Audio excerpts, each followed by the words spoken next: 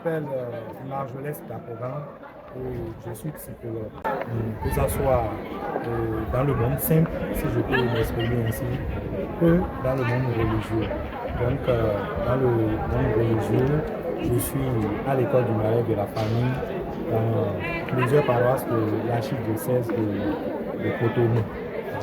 Et dans le mono, je suis sur un projet qu'on appelle médiation familiale.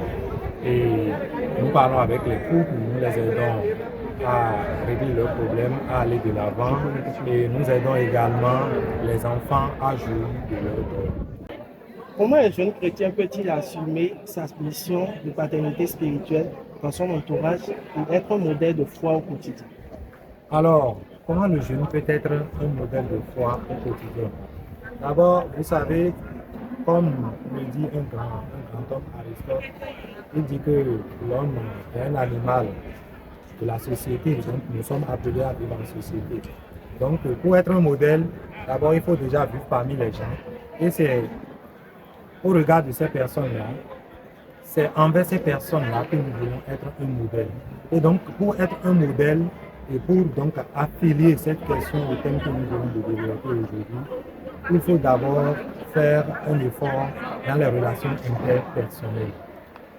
Quelle est la qualité de relation que j'entretiens avec les autres? Et pour y parvenir, il faut déjà apprendre à me connaître moi-même.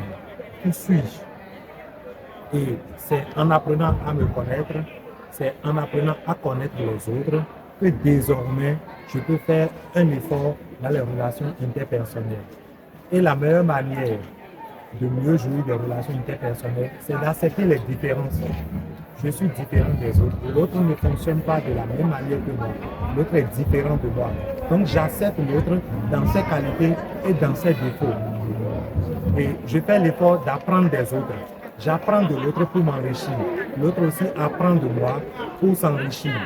Et quand on procède comme ça, ça nous rapproche. Et les autres qui sont à l'extérieur voient l'effort que vous êtes en train de faire.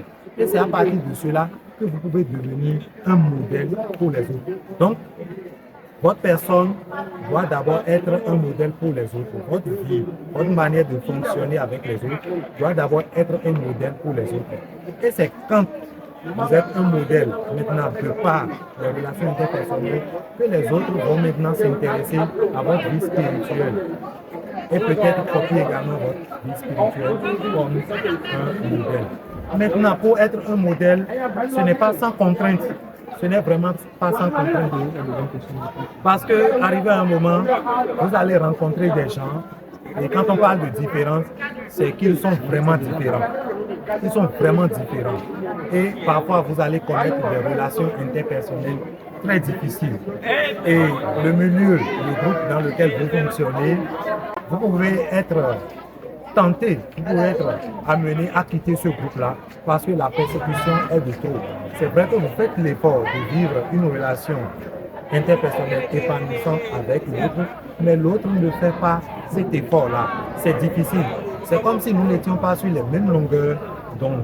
Mais pourtant, vous devez faire l'effort. C'est aussi ça la différence. Savoir que l'autre est différent et l'autre peut décider de ne pas faire l'effort d'améliorer les choses avec moi. Je dois aussi l'accepter ainsi. Il y a aussi le regard de l'extérieur, vous savez. Dans le monde aujourd'hui, il y a beaucoup de bruit. Au point où le jeune homme qui est trop spirituel est peut-être mal vu. Et il est tenté. À l'extérieur, il y a beaucoup de bruit, il y a le goût du muscle, il y a le mature fini, il y a ce qu'on appelle entre griffes aujourd'hui le grooving dehors.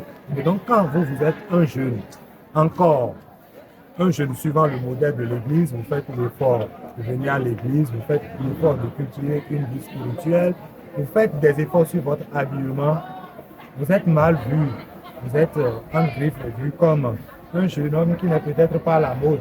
Et c'est difficile. Parce que les gens mettent déjà une barrière entre vous et eux. C'est difficile, mais comme je viens de le dire, si vous connaissez vos objectifs, si vous définissez vos objectifs de vie, si vous vous connaissez, si vous savez ce que vous êtes en train de faire, l'effort que vous êtes en train de faire pour l'amélioration de vos relations, je pense que vous allez pouvoir vous en sortir.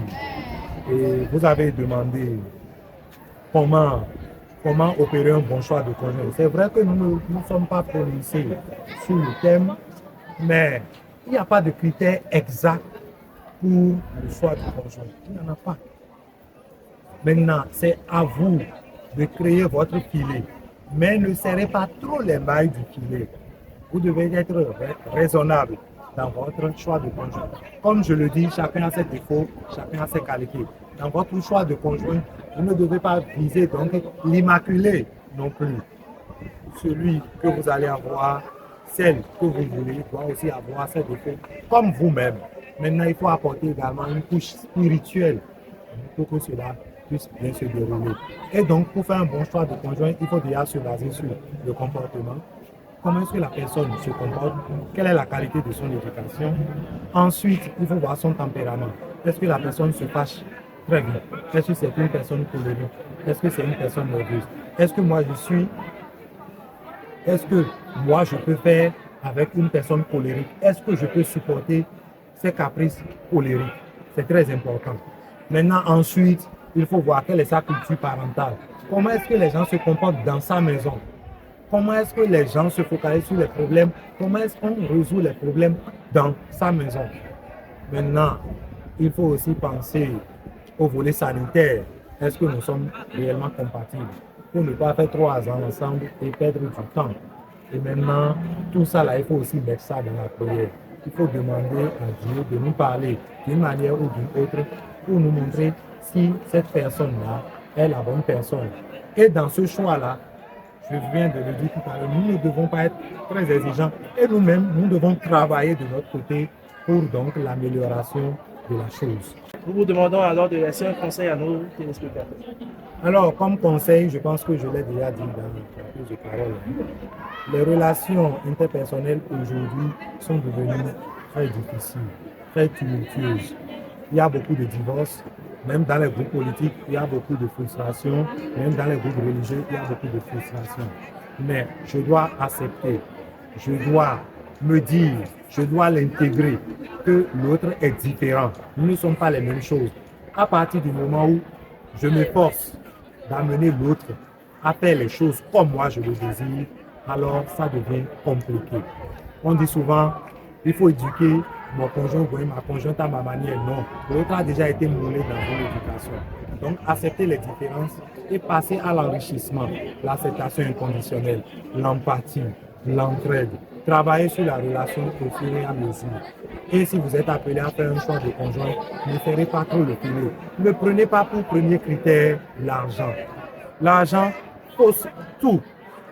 Vous pouvez vous mettre avec quelqu'un aujourd'hui, grandir ensemble, vous construire et avoir tout ce dont vous avez besoin comme moyen.